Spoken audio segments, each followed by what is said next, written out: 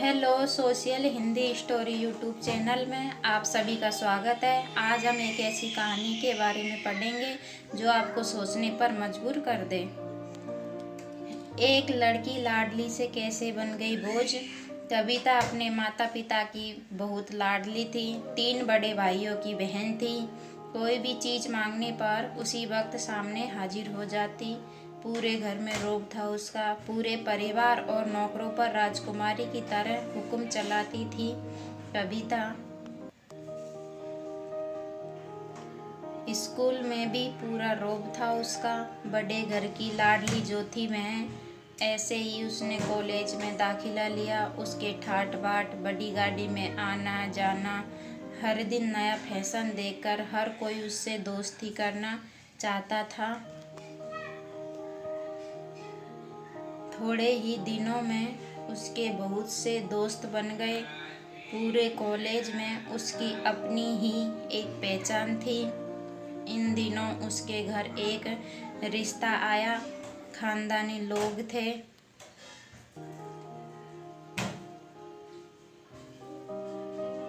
और पापा की पुरानी जान पहचान थी उनके साथ। कविता के साथ कोई ज़बरदस्ती नहीं थी, पर कविता ने फिर भी हाँ कर दी, क्योंकि वह अपने परिवार से बहुत प्यार करती थी। वह जानती थी कि वह लोग उसका अच्छा ही सोचेंगे। लड़के का नाम राज था। राज काफ़ी पढ़ा लिखा और समझदार लड़का था।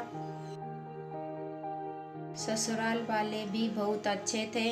ससुराल में कविता की जगह वैसी ही थी जैसी कि मायके में। कोई भी कार्य कविता की सलाह के बिना नहीं होता था। सबकी लाडली बहू बन गई थी वह। फिर उसके घर एक बेटे का जन्म हुआ। राहुल कविता को जान से प्यारा था। पोता पाकर ससुराल वाले तो फूले नहीं समाते थे। कविता कभी कभी सोचती कि उसकी किस्मत कितनी अच्छी है। उसका हर अपना उसे कितना प्यार करता है। चाहे जीवन में कैसा भी समय आए, मेरे अपने हमेशा मेरे साथ हैं। मैं कभी अकेली नहीं हो सकती। कितनी खुशकिस्मत हूँ मैं। पर शायद कविता की खुशियों को उसकी अपनी ही नज़र लग गई थी। एक दिन वह मायके जाने की जिद कर बैठी। राज को बहुत काम था, लेकिन वह फिर भी उसे ले गया। रास्ते में उनकी गाड़ी अन्य गाड़ी से टकरा गई। कविता, राज और राहुल बहुत बुरी तरह से जख्मी हो गए। काफ़ी दिनों के इलाज के बाद राज और राहुल तो ठीक हो गए, लेकिन कविता पूरी तरह ठीक न हो सकी। सर पर चोट लगने के कारण वह अपनी आंखों की रोशनी खो बैठी। अब कविता की किस्मत जैसे उल्टे पांव चलने लगी। मायके वाले कुछ दिनों तक उसे मिलने आते रहे। फिर कभी कभार फ़ोन ही करके पूछ लेते कि अब कैसी हो। धीरे धीरे ये सिलसिला भी कम हो गया। ससुराल वालों की सहानुभूति भी कम होने लगी। घर में किसी के पास बैठने के लिए कहती तो जवाब मिलता, बहुत काम है, अब तुम भी हाथ नहीं बटा सकती। राज भी चिड़चिड़ा हो गया था। बस राहुल ही था उसके साथ, जिसके साथ हंसते खेलते उसका वक्त गुजरता। एक दिन कविता के हाथ से कुछ सामान गिर गया, ये जिसकी वजह से राहुल को हल्की सी चोट लग गई। कविता के सास ससुर ने राहुल को उससे अलग कर दिया कि कहीं उसके ना देखने की वजह से बच्चे को कोई नुकसान ना हो जाए। कविता अंदर से टूट चुकी थी।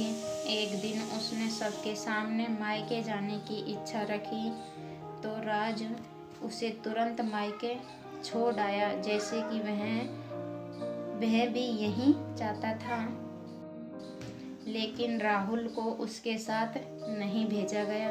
कविता कभी राहुल से दूर नहीं रही थी, पर अपनी कमी के कारण उसने ज़्यादा बहस नहीं की।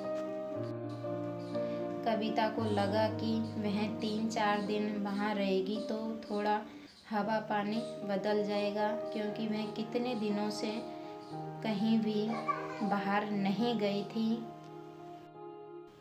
घर वाले भी इतने दिनों बाद उसे देखकर कितने खुश होंगे। कविता के घर पहुंचने पर सब लोग बहुत खुश हुए। खाने में सब कुछ कविता की पसंद का ही बना था। उसने अपने मम्मी पापा और भाई भाभीयों से दिल खोलकर बातें की। उनके छोटे छोटे बच्चे भी बुआ के साथ घुल मिल गए थे।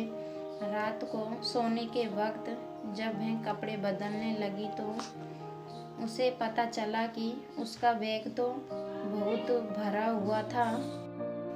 वह सब समझ गई। वह बहुत उदास हो गई। कुछ दिनों तक तो सब ठीक रहा, फिर जैसे सब बदलने लगा, सबका व्यवहार बदल रहा था। वह लोग जैसे थक चुके थे, उससे सब लोग घुमा फिरा कर पूछने लगे कि राज कब आ रहा है उसे ले जाने के लिए। वह बहाना बना देती, जबकि वह जानती थी कि उस घर में अब उसके लिए कोई जगह नहीं। कविता से चलते वक्त कुछ न कुछ नुकसान हो जाता। थोड़ी बहुत टोका टाकी उसे सुनाई देती, वह टाल देती। एक दिन उसके हाथ से लगकर एक कीमती फूलदान टूट गया। छोटी भाभी ने बहुत हंगामा मचाया। कविता के माता पिता रोज रोज के झमेलों से तंग आ गए थे।